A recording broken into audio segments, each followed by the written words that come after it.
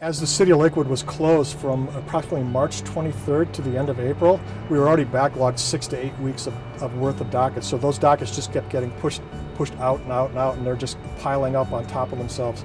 So what we're really trying to do is, if we could start that immediately, then we could start addressing that backlog of cases that we haven't been able to address. One of the things the public health order says, in order to reduce community spread, we reduce community contacts. So if we don't have people coming into the court, how can we keep these hearings going? How can we keep our docket moving forward? I can only fit 5 people into a courtroom. How can we reduce community spread? How can we keep the public safe and staff safe? So with our judges' input, what we decided to do was see what we could do with a virtual court. When we have a problem, we contact IT. My name is Wayne Hall, and I'm the Senior Business Relationship Manager for the City of Lakewood Municipal Courts.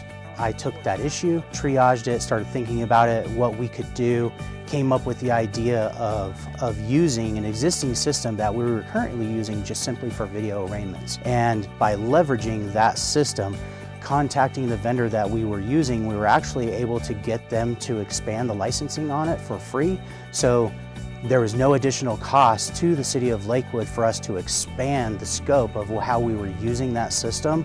City of Lakewood versus Robert Ramirez, case number L67. And it was through that virtual solution of using life-size video that we can have people be in their homes, at work.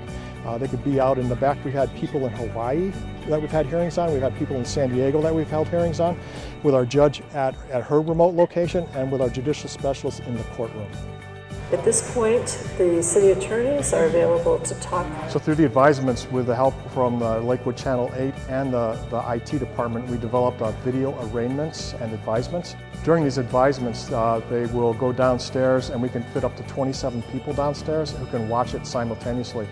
Therefore, we're getting people into court without stopping every 5 people, which is our capacity in court, re-advising, and keeping the court process moving. So far, since March 23rd, since we reopened again to the public virtually, we've done over 1,500 cases through the virtual process.